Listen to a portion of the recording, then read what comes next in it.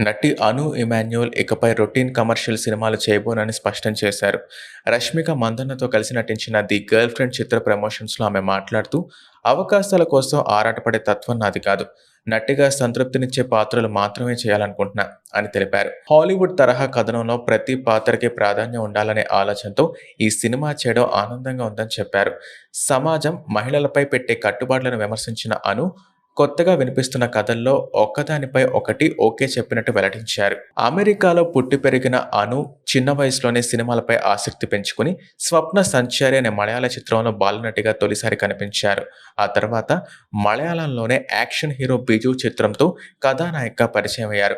అక్కడి నుంచి ఆమె నటనా ప్రయాణం ఆరంభమైంది. ఆ వెంటనే తెలుగు పరిశ్రమలోకి అడుగుపెట్టి 'నాని సరసన మజ్ను' సినిమాతో తెలుగు ప్రేక్షకుల్ని పలకరించారు. ఆ చిత్రంలోని ఆమె సహజమైన నటన ఇంకా అందమైన స్క్రీన్ ప్రెజెన్స్ కి చాలా మంచి ప్రశంసలు దక్కాయి. ఆ తర్వాత 'ఆక్సిజన్', 'అజ్ఞాతవాసి', 'శైలజ రెడ్డి అల్లుడు', 'గీతా గోవిందం', 'అల్లుడు అదుర్స్' ఇంకా 'రావణాసుర' వంటి చిత్రాల ద్వారా తన స్థానం నిలబెట్టుకున్నారు. కొంతకాలంగా తెలుగు తెరపై కనిపించని అను ఇటీవల రష్మికతో కలిసి 'ది గర్ల్ ఫ్రెండ్' సినిమాలో కీలక పాత్ర పోషించారు.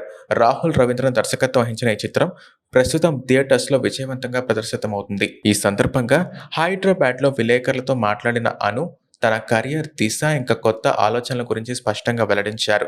తనది అవకాశాల కోసం ఆరాటపడే తత్వం కాదని, ఇకపై రొటీన్ కమర్షియల్ సినిమాలు చేయకూడదని నిర్ణయించుకున్నానని స్పష్టం చేశారు. హాలీవుడ్ సినిమాల్లో హీరో, హీరోయిన్ ఇంకా విలన్ అనే విభజన ఉండదు. ప్రతి పాత్రకి కథను ముందుకు నడిపే ప్రాధాన్యం ఉంటుంది.